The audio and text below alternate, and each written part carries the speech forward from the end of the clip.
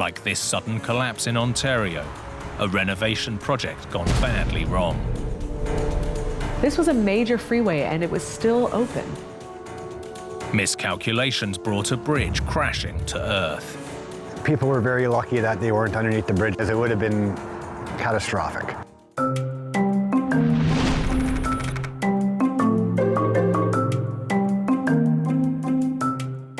Sudbury, Ontario, sits on the edge of a giant hole in the earth. Its origins are literally out of this world. Julie Moskalik, director at the Dynamic Earth Science Centre, explains. About 1.85 billion years ago, there was a meteor that struck this region. So we are standing in the world's second largest and second oldest meteor impact structure. The impact forced precious metals from deep in the Earth's crust up into the crater rim.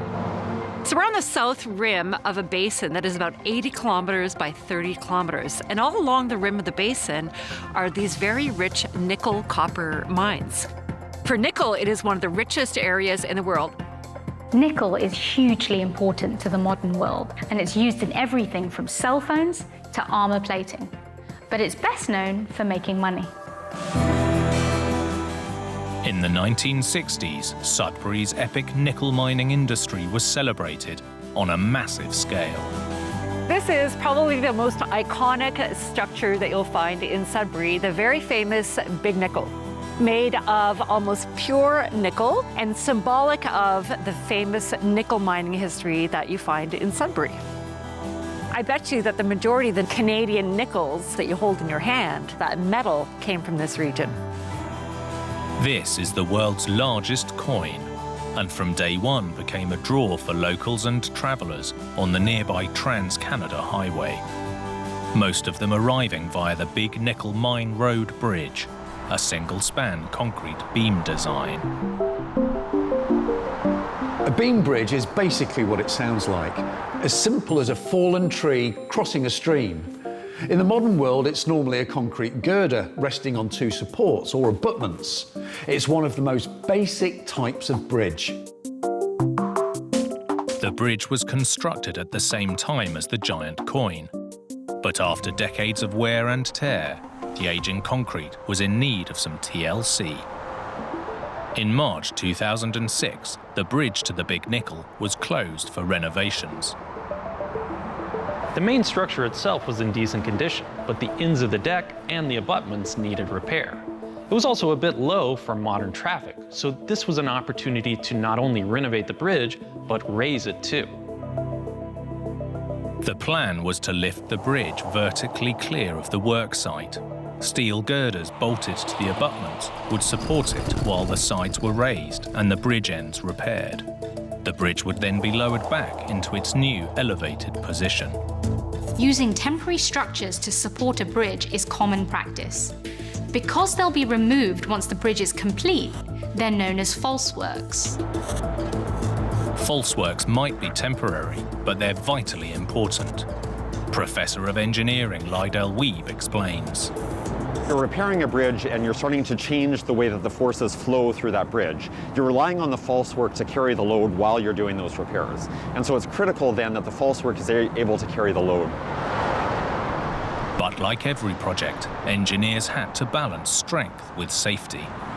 There's a saying that an engineer is someone who can do for $1 what any fool could do for $3.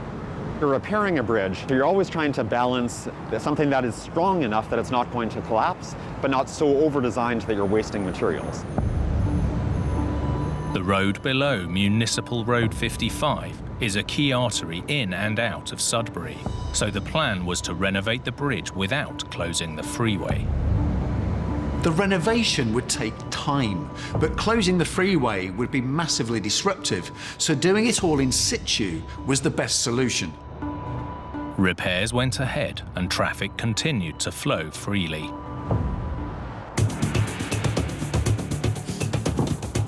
On the morning of May the 7th, 2004, Sudbury resident Grant Garber was working nearby. Well, that day, and I happened to hear a noise come from the bridge. I happened to glance over, and the southern end of the bridge collapsed. The Big Nickel Bridge was down. Vehicles that were about to go underneath the bridge were stepping on their brakes, avoiding debris. There's ambulance, fire trucks, police cars show up at the scene there. It was chaos. Imagine driving down a freeway and the bridge in front suddenly collapsing. It must have been terrifying for motorists. So you don't see that every day. You don't see something that's supposed to be structurally sound while under construction. You don't see it just collapse out of the blue like that. Despite the freeway being open to traffic, incredibly nobody was hurt or killed. If it would have happened an hour earlier, there would have been school buses going through with children in there, people going back and forth to work. People were very lucky that they weren't underneath the bridge at the moment of collapse, because it would have been catastrophic. The disaster severed a busy road, and people demanded answers. The first suspect was the very thing that made Sudbury great: mining. Tens of thousands of tons of nickel slag were being shifted at a nearby mine, and some said the rock movement could be to blame. But inspection of the wreckage seemed to tell a different story. Engineers found that the false work had been subjected to forces beyond its load-bearing capacity. An official report listed multiple problems in the support structure, from the layout to the materials, and although it stood firm for 16 days, ultimately the false work wasn't strong enough to do its job. The false work can't fail underneath a bridge, especially if it's over top of an operating roadway. So if the false work isn't able to do that job, then if the bridge isn't able to either, there's nothing that can carry the loads. According to the report, factors contributing to the weakness included key bracing that had been made from wood, not steel, welds being used in place of bolts, and multiple changes in procedure.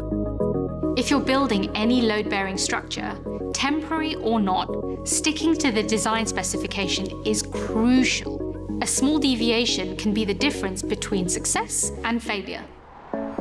Following the accident, the bridge had to be completely rebuilt.